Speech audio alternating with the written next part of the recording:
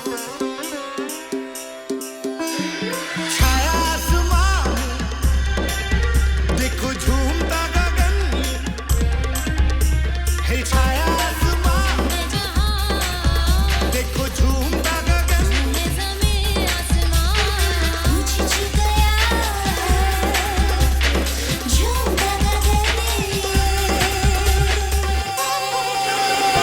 संग मेरे झूम ले जहां ये कैसा नशा प्यार का समान रंगी समा झूमे आसमान होश तो खोले प्यार तू ले संग मेरे झूम जा।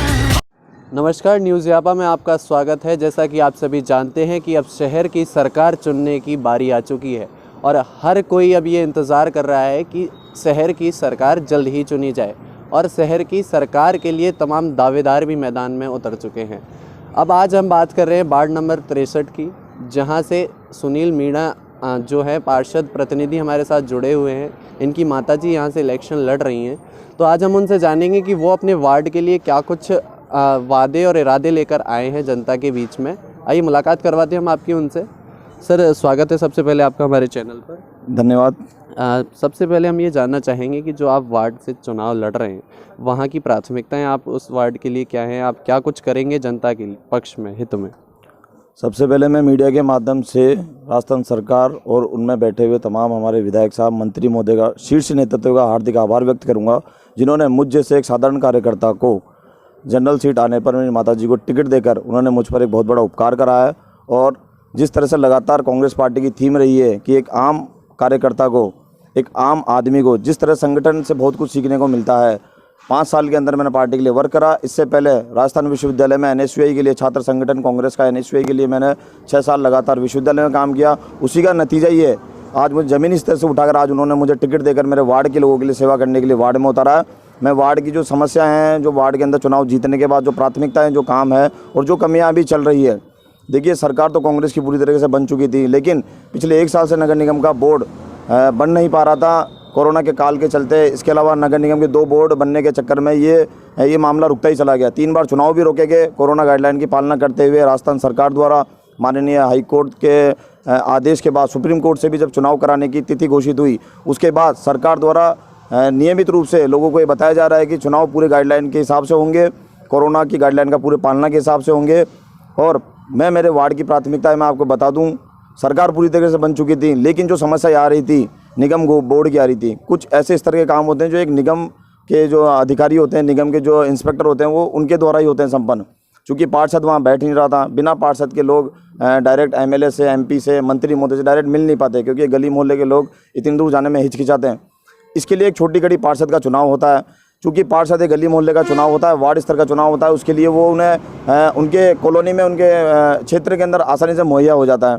तो इस दौरान जो काम नहीं हो पाए थे, इस चुनाव के बाद होने के बाद में वो सारे काम लाइट का, सीवरेज का, सफाई का, जो छोटी या सकरी गलियाँ हैं वहाँ जैसे बड़ी गाड़ी जा नहीं पाती, उसके लिए हम छोटी गाड़ियाँ, जो ट्रॉली गाड़ियाँ होती है, वो मुहैया कराएंगे। सरकार हमारी पूरी तरीके से बन चुकी है, यहाँ से हम चुनाव जीतते हैं। ऊपर से नीचे तक सिस्टम कांग्रेस का है, ना तो हमें ऊपर अधिकारियों से कोई दिक्कत होगी, ना हमें MLA से कोई दिक्कत होगी, ना मंत्री से दिक्कत होगी। हमारे एक फ़ोन में सरकार द्वारा सारे काम आसानी से करा दिए जाएंगे। लॉकडाउन के बीच में भी आपका कार्य देखा गया, जनता के बीच में आपको देखा गया, लेकिन अब लॉकडाउन बीत चुका है, चुनाव आ गए हैं। अगर चुनाव जीत जाते हैं तो क्या एक प्रत्याशी जो चुनाव से पहले कुछ अलग होता है, चुनाव के बाद अगर कुछ दूसरे हो जाते हैं, क्या ऐसा प्रत्याशी ये यहाँ भी है या आप कुछ अलग करेंगे? अब अलग करने की बात ऐसे है, आज से 5 साल पहले ही मैंने इलेक्शन फाइट किया था। लगातार 5 साल काम करने के बाद संगठन ने मुझे मौका इसीलिए दिया है, चूँकि मेरे यहाँ जनरल सीट है, फिर भी मुझे टिकट दिया गया।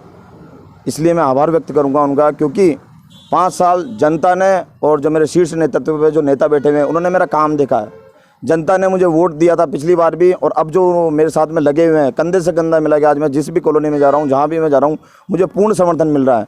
और एक उनका उत्साह और जोश देख के मुझ में एक डेली एक अलग एनर्जी आ रही है। और ये चुनाव हम 100% जीतेंगे और हेरिटेज के अंदर कांग्रेस का एक बहुत बड़ा बोर्ड बनाकर हम लेकर आएंगे। जो अभी यहाँ से आपके विपक्ष में चुनाव लड़ रही हैं वो खुद यहाँ से इस वार्ड से नहीं है। जो बातें हमने सुनी जब घूमे हम इस वार्ड में कि वो बाहर से प्रत्याशी बनाकर यहाँ भेजा गया है, उनके लिए अगर आप कोई सलाह दें उनको कि आप बाहरी प्रत्याशी होने के बाद, जबकि भाजपा ये कहती रही है कि हमने लोकल को ही हमेशा वोट दिया है या हमने लोकल को ही हमेशा प्रत्याशी के रूप में उतारा है।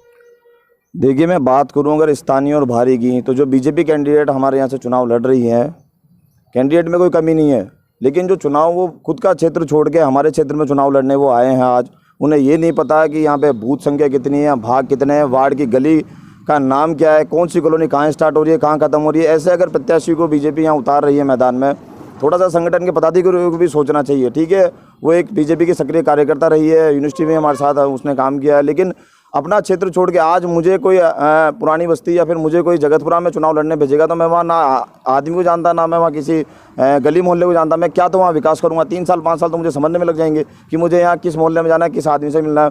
मैंने लगातार 5 साल एक बच्चे से लेके, बुजुर्ग से लेके, जवान से लेके, यूथ से लेके हर आदमी मुझे बाय फेस जानता है, बाय नेम जानता है। और मेरे काम की मैंने एक संघर्ष दर्पण छपा रखी है, मैंने एक पुस्तिका भी विमोचन कर रखी है, मंत्री महोदय से मैंने उसका विमोचन कराया था।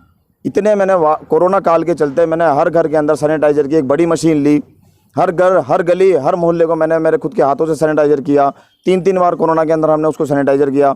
इसके अलावा जो निःशक्तजन थे, जो ऐसा है जिनके पास में खाने पीने के वो नहीं थे, भोजन उनके पास पहुँच नहीं पाता, लगातार कोरोना के चलते 1.5 महीने तक हमने हर दिशा में, हर मोहल्ले के अंदर, हर गली के अंदर जिस भी तरह का परिवार था जिनके पास में कुछ खाने का सामग्री नहीं थी, लगातार हम हमारे प्रयासों से उनके पास सारा सामान पहुंचाते रहे। अंत में चुनाव भी नज़दीक है तो आप जनता से क्या कुछ अपील करना चाहेंगे? आपकी वार्ड की जनता है, उसके लिए स्पेशल कोई मैसेज?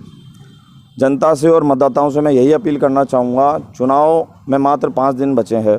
चुनाव पूरी कोरोना की गाइडलाइन के अनुसार हमें लड़ना है और जिस तरह से ग्रामीण चुनाव अभी संपन्न हुए हैं उसके अंदर मत प्रतिशत पिछले जनवरी के अंदर जो चुनाव हुए थे उनसे ज़्यादा भी बढ़ा है। उस समय 81% था, आज जो चुनाव ग्रामीण परिवेश में अभी सरपंचों के अभी समाप्ति हुए हैं, 85% में वोटिंग हुई और किसी तरह की कोई जनहानि नहीं हुई। वैसा ही चुनाव हम यहाँ के लोगों से अपील कर रहे हैं।